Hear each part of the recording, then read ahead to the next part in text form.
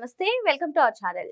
ఏపీలో ఇంధన కొరతపై ఎప్పటికప్పుడు టెలికాన్ఫరెన్స్ నిర్వహిస్తూ సీఎం చంద్రబాబు నాయుడు గారు నిరంతరం పర్యవేక్షిస్తున్న సంగతి మనకు తెలిసిందే. ఇదిలా ఉంటే ఏపీకి కూటమి శాపంగా మారింది అంటూ సాక్షిలో వచ్చినటువంటి ఆర్టికల్ ని ఏ విధంగా చూడాలి, ఎక్కడా లేని ఇంధన కొరత ఇక్కడే ఎందుకు అని వచ్చినటువంటి ఆర్టికల్ పైన సీనియర్ జర్నలిస్ట్ దుర్గకుమార్ గారి అభిప్రాయం తెలుసుకునే ప్రయత్నం చేద్దాం. సార్ నమస్తే. సార్ నమస్తే అమ్మ శ్రావణి, మన వీక్షకులు కూడా. అసలు ఇంధన కొరత దేశంలో ఎక్కడా లేదు, కానీ ఏపీలోనే ఉంది. ఏంటి ఇది? ఏపీకి కూటమి ఒక శాపంగా మారింది. అసలు నిత్యం కూడా ప్రజలు ఏదో ఒక ఇబ్బందులను ఎదుర్కొంటూ ఉంటున్నారు అంటూ ఈరోజు సాక్షిలో వచ్చినటువంటి ఆర్టికల్ని ఎలా చూడాలంటారు? మరో పక్క చూసుకున్నట్లయితే ఎవరైనా కృత్రిమ కొరత సృష్టిస్తే ఊరుకునేది లేదు, కఠిన చర్యలు తీసుకుంటాం. ఇంధన కొరత గురించి ఎప్పటికప్పుడు టెలికాన్ఫరెన్స్ నిర్వహించి అటు కలెక్టర్లు కానివ్వండి, సంబంధిత అధికారులతో ఎప్పుడు నిరంతర పర్యవేక్షిస్తున్నారు చంద్రబాబు నాయుడు గారు. కానీ ఇక్కడ చూసుకున్నట్లయితే ఈ ఆర్టికల్ కూడా ఎక్కడా లేని ఇంధన కొరత ఇక్కడ ఎందుకు వచ్చినటువంటి ఆర్టికల్ పైన మీ అభిప్రాయం ఏంటి?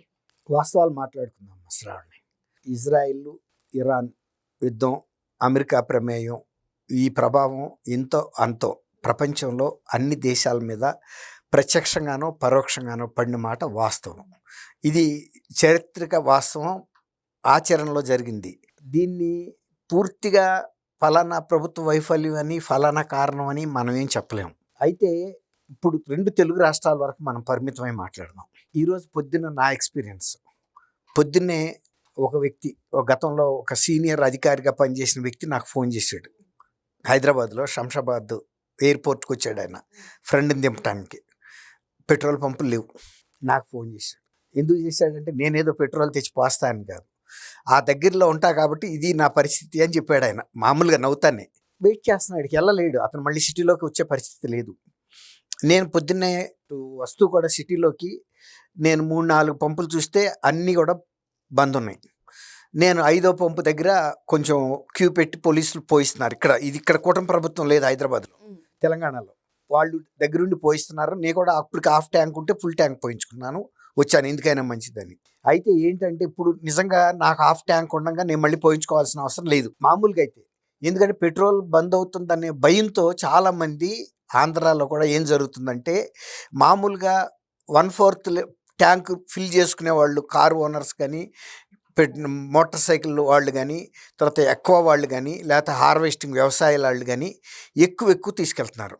సపోజ్ ఒక హార్వెస్టర్కి ఒక పీపా డ్రమ్ము 200 లీటర్స్ 250 లీటర్స్ తీసుకెళ్ళేవాళ్ళు ఏమో మళ్ళీ ఎక్కువ రోజులు ఉండదేమో, మళ్ళీ రేపు ఎల్లుండికి ఉండదేమో అని వాళ్ళు ఒక 750 ఒక 1000 లీటర్లో కొట్టించుకున్నారనుకోండి.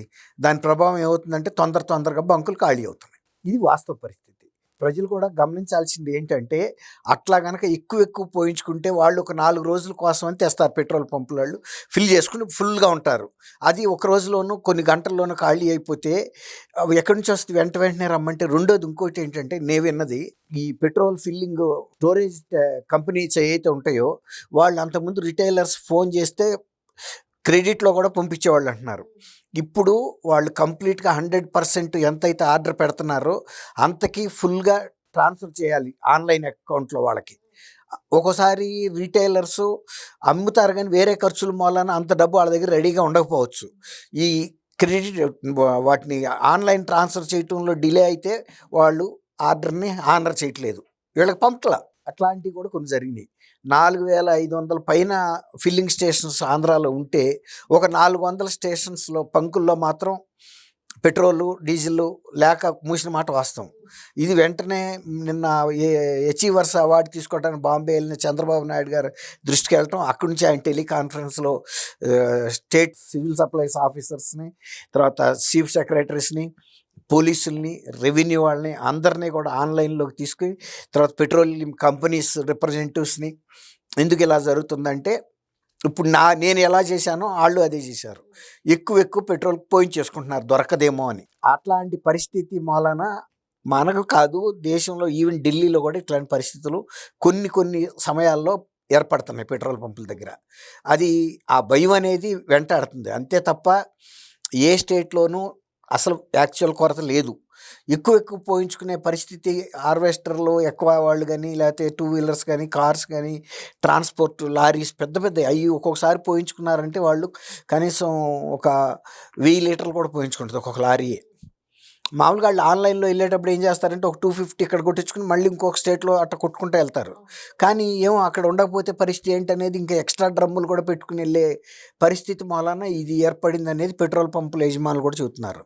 అట్టని మేము కొట్టం అని అనలేరు కదా. ఇప్పుడు ఏం చేయాలంటే కంట్రోల్ పెట్టాలి.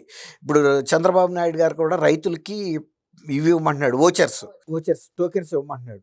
ఆ టోకెన్స్ ఇస్తే ఏంటంటే హార్వెస్టర్కి ఫలానా రోజు ఇంత దాని మీద రాస్తారు, ఫలానా రోజు ఇంత పోయించుకెళ్ళారు అంటే దాన్ని బట్టి ఎక్స్ట్రా ఇవ్వకుండా వీళ్ళకి ఒక రోజులో ఎంత యూసేజ్ ఉంటుంది అనేది దాన్ని బట్టి వాళ్ళు ఇస్తారు. అంతేగాని 5 రోజులకి 10 రోజులకి స్టాక్ పెట్టే పరిస్థితి ఉండకుండా ఉంటే అన్ని హార్వెస్టర్లు తిరుగుతాయి, అన్ని ఎక్కువ చెరువుల దగ్గరికి కూడా డీజిల్ కానీ సప్లై కరెక్ట్గా ఉంటుంది. దాని మీద ఆయన వెంటనే అడ్రస్ ఇవ్వడం జరిగింది, రివ్యూ చేయటం అయిపోయింది. ఏ అయితే పెట్రోల్ అయిపోయిన బంకులు ఉన్నాయో వాళ్ళని వెంటనే కంపెనీస్కి ఆర్డర్ పెట్టమంటం అయింది. కంపెనీస్ వాళ్ళని కూడా మీరు క్రెడిట్ పాలసీలు ఇప్పుడు రిస్ట్రిక్ట్ చేస్తే ఎలాగో అసలే పరిస్థితి బాగాలేదు, కొంచెం రిలాక్స్ చేయండి తర్వాత చూసుకుందాము అన్నట్టుగా చెప్పారు. ఎందుకంటే డీలర్స్కి ఒక కిలో లీటర్ అనుకోండి, ఒక 1000 లీటర్లో ఒక 5000 లీటర్లో ఎక్కువ పంపినందువల్ల ఆడేం పారిపోయేది ఉండదు. మళ్ళీ నెక్స్ట్ కన్సైన్మెంట్ తీసుకునేటప్పుడు ఆ ఓల్డ్ జ్యూస్ కూడా చేసుకోవచ్చు. దాదాపు నిన్న ఆదివారం 33% యూసేజ్ పెరిగిందనేది ఆంధ్రాలో ఒక రిపోర్ట్. అదే శనివారం 16% పెరిగింది. ఇట్లా అంటే ఆ భయం అనేది పెరుగుతూ వస్తుంది. ఒక్కసారి 33% పెరగటం వలన పెట్రోల్ పంపులు ఖాళీ అవ్వక ఏమవుతాయి? ఇది వాస్తవ పరిస్థితి. తెలంగాణలో కూడా అదే జరుగుతుంది. ఇతర రాష్ట్రాల్లో కూడా అడపాదడపా ఇయే పరిస్థితులు అన్ని చోట్ల ఎదురవుతున్నాయి. సరే విదేశాల సంగతి, ఏ దేశంలో సమస్య వాళ్ళకి అక్కడ ఉన్నాయి కూడా. ఇప్పుడు హార్ముజ్ జలసంధి మీద ఒక్కసారి ఏమో మూసామంటారు, ఒకసారి తెరిచామంటున్నారు. ఏదైనా కూడా అక్కడ డిస్టర్బెన్స్ ఉంది. మొన్న ఈ మధ్య మన ఇండియన్ షిప్స్, ట్యాంకర్ షిప్స్ కూడా రెండిటి మీద ఫైరింగ్ జరిగితే మన వార్ షిప్స్ వాటిని ప్రొటెక్షన్ ఇచ్చి తీసుకెళ్ళి సేఫ్ జోన్లోకి పంపించినాయి. ఇక్కడ పంపలేకపోయింది, రిటర్న్ తీసుకెళ్ళిపోయి ఒక సేఫ్ ఏరియాకి తీసుకెళ్ళగలిగింది.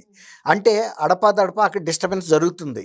ఎంత ఎవరు చెప్పినా, అమెరికా వాళ్ళు చెప్పినా మేము అక్కడ ప్రొటెక్షన్ కల్పించామని చెబుతుంది, కానీ ఇరాన్ను తను ఉనికిని చెప్పేటందుకు తను ఇది చూపిస్తుంది ఆధిపత్యం. అక్కడ ఆధిపత్యం చేయటం వలన ఈ ట్యాంకర్స్ జలసంధి ద్వారా వచ్చేవి అటాక్కి గురవ్వాల్సి వస్తుంది.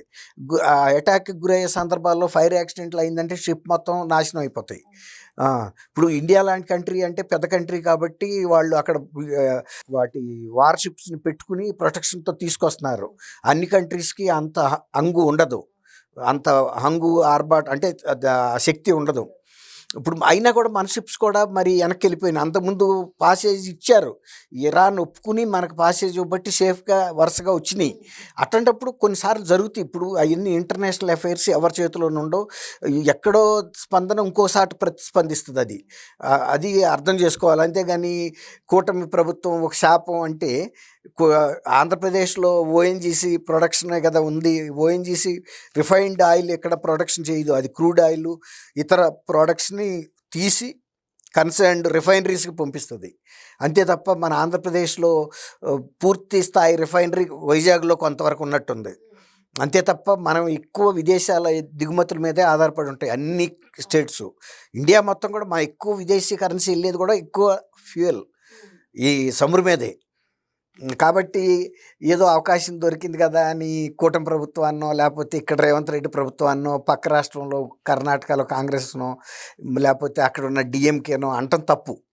చిన్న రాజకీయ ప్రయోజనాల కోసం అన్నెసరీగా బ్లేమ్ చేయకూడదు. వాళ్ళ చేతుల్లో అసలు సమురు అనేది కేంద్ర ప్రభుత్వ శాఖలకు సంబంధించింది, వాళ్ళ ఆధీనంలో ఉండే సబ్జెక్ట్. అది రాష్ట్రాల సబ్జెక్ట్ కానే కాదు. కాబట్టి ఈ చిన్న కుళ్ళు రాజకీయాలు చేసుకోవటం అది ఎవరికి కూడా అది ప్రయోజనకరం కాదు. మరో అంశంతో మళ్ళీ కలుద్దాం. Thank you sir. Thank you Shravani, మన వీక్షకులు.